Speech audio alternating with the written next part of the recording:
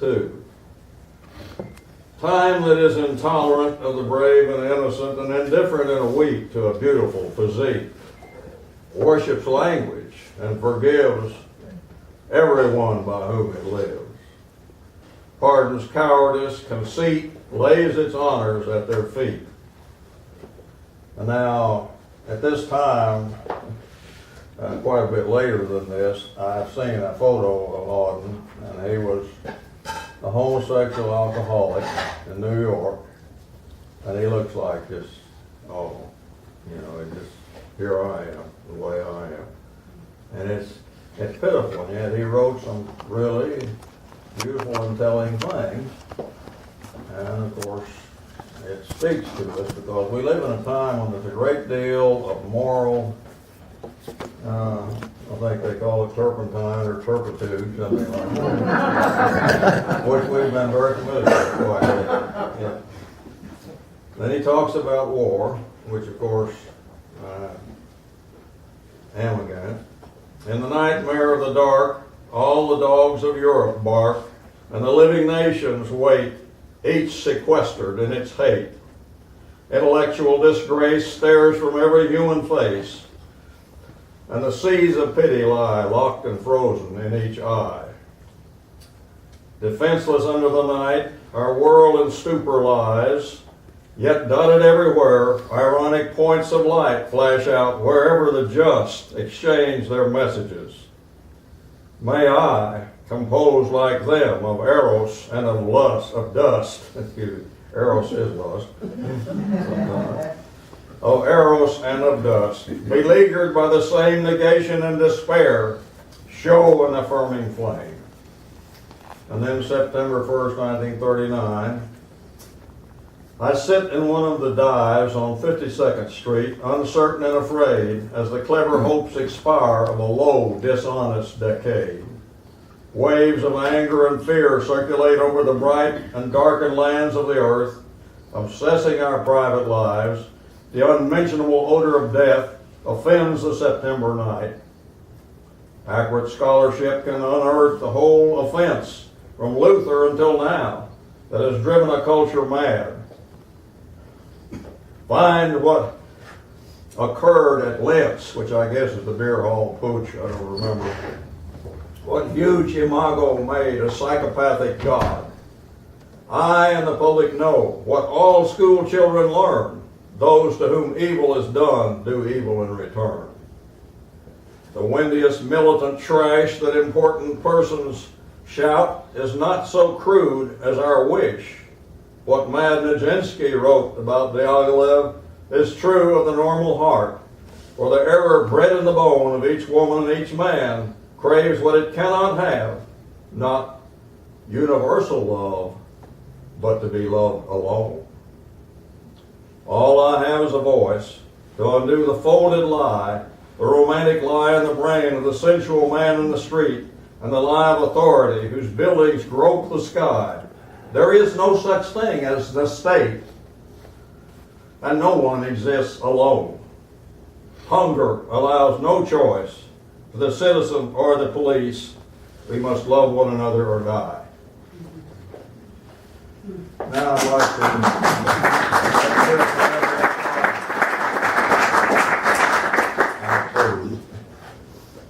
This is called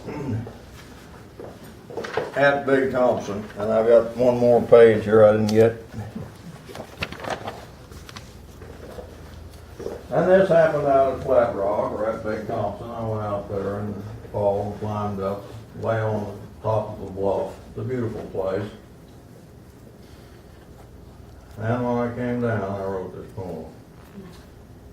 Caught in a golden dream, I lay lost in October on a day when all ebb and flow converged to strike me beyond human murmur into the life of dying summer. I was stretched, heaved on a bulk, presented to the galaxies, locked in the limestone depths of frozen ancient seas lay ranked beneath me the offerings of slow-lapping years, lending their witness to my case with whirls of stone and minute forms in mute appeal. Upon the crust, we latest were all busy apprehending and brushing careless contact with one another before casting our husks to the season and the dance. Near and far nudged my ken, washing air broke on my skin. I saw the wings of dragonflies in shifting stops against the gold of leaf and light, and grass stems hissed against my skull as shining lizards sparkled with movement among stones. Vagrant gusts of rotten, ripe, and acrid combined with cracks of sound to sow a sack about us. Staccato cries of Indian hens pulsed by, bisected with a humming fly. In that sun-sealed world we were all fatally there, blazing on brinks of change, mild as the yellow blaze of light through pawpaw blades, ripe as that musky fruit. And in the curled fern broke out the fiery coals, ceaselessly slipping down pendant stems, sieving through steps of moss, spraying from final rims as hummer fountains. Out in the air, cowbells rang against the sky and struck on crooked fences. Beyond, the river offered moving silence between the fans of trees. Below, a moccasin lay with lifted head to feel that spray of water dropping from the cliff above its day. Clarity fell on me like light sucked into bones. Sealed to rock I was, printed with sun, pierced in mind, handed keys to locks yet unrevealed. Then that my being gasped to surround or break through the glass, dissolving momently into being, seeing all, beautifully like causeways beyond logic, crystal fact. Seeing spirit shot with light, the niches of the physical dropped the body's known shell, then poised in peace, an endless beginning. Mind spread in silence. Flow and stay are one. Acceptance rose from us as mist across mountains. Timeless, timeless. But shadows slowly forms, and I came back to me. Rebodied in my form, reluctant and stiff-limbed, I lingered, sought a sign.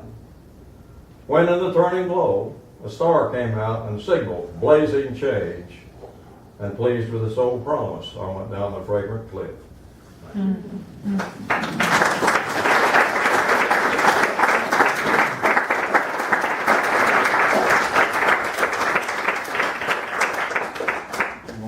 Bad poetry. Are you ready to get up and go, or somebody want to go, or do you want to? What? Let's hear at least one more. One more. Okay.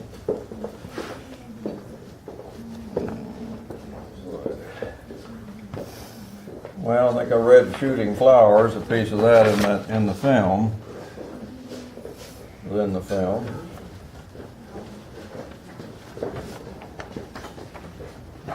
Hear all of it in the film, did we, John? Excuse me? We didn't hear the whole thing. No, we didn't. Well, you're still patient a while after that one. A number of years ago, the Laotians came up the river and reached us after they had been landed at Fort Smith, most of them after our little Vietnam experiment. And I met them, the neighbors told me about them, and they came hunting in squads, and I was, apprehensive because they were different and everything. And I didn't know how this would be. But I did meet them, and I wrote this poem. Met Duck and Soap, who run a body shop in Fort Smith. This is called Trespassers. The neighbors downriver warned me first of these newcomers, Asians flushed to our shores, a backlash of our global adventuring on the field of Mars. Visions of looted Angkor and explosions in the plain of jars. These Laotians, hunting in squads around us in our backyards, ignoring the game laws, seining minnows to eat, smoking squirrels for winter meat, and linked the riding of my gate and shedding tears for home beside my bamboo grove. Begging spears and shoots of it to celebrate their New Year's, and in turn oppressing me with gifts I did not want, accepted so I would not humble them. I turned indignant when they hunted on my land despite all warnings, respectful when I found them with an ancient grinning granddad stretched in a truck bed cradled by loving sons, indignant again when they came on Christian holidays and target practice through the graveyard fence. seeing those leavings of broken glass and punctured cans, at that I lost all patience, standing there and staring. But then some images cut through my cloud of anger of technicolor friendly fire. The blast and reek of cordite, C4 charges, and the throb of gunships, air-eating cling and flare of napalm, the scorched and blasted everted tombs of ancestors with whom they still conferred before their simple shrines.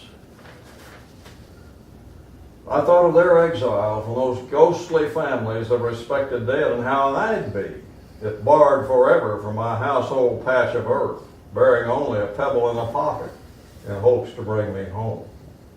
Then I stood humble, reminded, and somewhat sad that they were just as good as we, and we were just as bad.